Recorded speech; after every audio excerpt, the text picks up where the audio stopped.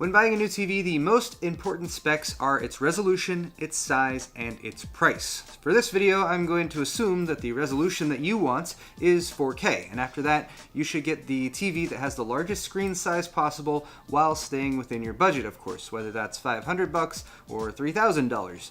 I recently spent just under $800 on this 65-inch 4K LG TV, which I got at Target after my wife spotted it on Slick Deals with a very nice discount.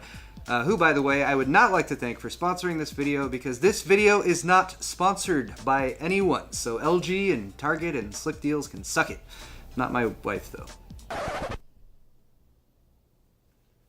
Actually, point being that I thought you guys might like to hear what my other qualifications for a good future-ready 4K TV were before I made this purchase, since it's probably a popular upgrade item this holiday season.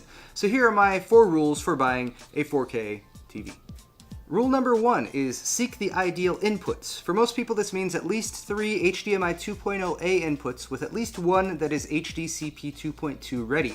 HDMI 2.0A will give you support for 4K 3840 by 2160 resolution as an input. Also HDR, wide color gamut, and all of that at up to 60 frames per second. HDCP is high bandwidth digital content protection, and although we might not like it, we will need that if we want to have support for playing back copyright protected content from an HDCP enabled source. I would also like to throw up DisplayPort here as a potential ideal input, but unfortunately a lot of HD TVs or 4K HD TVs do not have DisplayPort as an input. You would want DisplayPort 1.4 ideally, and that would actually be much more common if you're buying a 4K PC monitor, but let me know in the comments if you actually find a good full-size 4K TV that has a DisplayPort input, because honestly, I would much prefer that to HDMI 2.0A or whatever, if it's available. Rule number 2 is have HDR. Make sure your new TV has HDR support. This is going to separate models that came out this year or last year from models that came out prior to that, earlier 4K TVs, because this is a more recent development. Often this will be listed alongside wide color gamut. With high dynamic range, source material, and an input to an HDR-ready TV, the TV can display a much broader range of colors. And much like the jump from 1080 to 4K, I think it's display technology that makes a big difference, especially when you're viewing it side by side with a non-HDR TV, and it's worth being ready for. Rule number 3 is know your panel technology. That's what the screen is made of and what lights it up. The screen makes the colors, the light lights those colors up. I'm going to keep this simple, not dive into too many technical details. I'll just tell you what's good and what's not as good. The best technology right now for your panel is OLED. That's just the best available. OLED stands for Organic Light Emitting Diode. It doesn't require a backlight. It's just the panel, which is the pixels that create the color, and then they also light up, so you don't need a backlight for it. So they can be thinner, they use less power. They can also be expensive though, although they are much cheaper than they were last year, or especially a few years ago. The second best technology for your panel is LCD in the front and LED in the back. So the LCD creates the colors, and then an LED backlight behind it that shines through and lights it up. Now, LED backlight technology does have a few variations, so we'll start with that. From relatively worst to best, we'll start with LED edge-lit displays. That's actually what I got. It's not terrible, but it's just not as good as an LED full array panel. So edge-lit is the relatively worst. Step up to full array, and that puts LEDs across the entire panel versus just on the sides or the edges.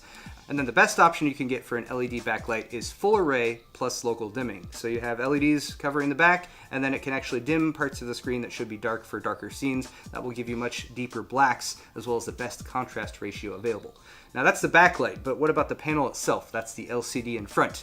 There are 4 main LCD types that you'll probably see out there: TN, VA, and then IPS or PLS, which are both kind of in the same category. IPS and PLS are generally the best when it comes to LCD display panels. That's what I got, IPS. It generally gives the best color depth. VA is also an okay standard too, that's vertical alignments. And then standard pretty much is TN, that would come in last. But again, it's still perfectly adequate. It's just, you know, when you're buying technology, there's always stuff that's a little bit better. So again, from worst to best, TN, VA, and then IPS or PLS. Rule number 4, resist the curves. This is just a pretty basic idea. Curved TVs suck. They're made for group watching, at least large TVs usually are. But with a curved television, there's really only a very small sweet spot that you can sit in, and it's much harder to move around and watch from off angles. Curved monitors like this one are okay though, since usually it's just one person sitting and you can sit right in front of it, and that's much better. I just never really liked curved TVs, and like 3D TVs just never really caught on with me, so I don't think that's something important that you should look for. So when my wife found that deal, I applied these rules and I ended up with this TV. The price was right, and my only compromise was the panel, which is an IPS LCD with LED edge lighting instead of an OLED, but that's still a huge jump up in size and quality from our old TV, which was a 47-inch 1080 by JVC. If I added a fifth rule here, it would be to make sure that the TV has VESA mount support for wall mounting. I grabbed an articulating wall mount from Monoprice for ours, so I can still pull it out from the wall and get back there at the inputs if I need to. But most all large TVs do have VESA mounting points, so I didn't feel like including that as a rule. To wrap things up though, I have searched the holiday deals that are going on right now, and I found a few 4K TVs that I feel meet these requirements. I have posted Amazon links to those down in the description. You can check those out, but just click on them and check the model number, and then definitely check other retailers as well, because there's a ton of deals going on right now for Black Friday and the holidays.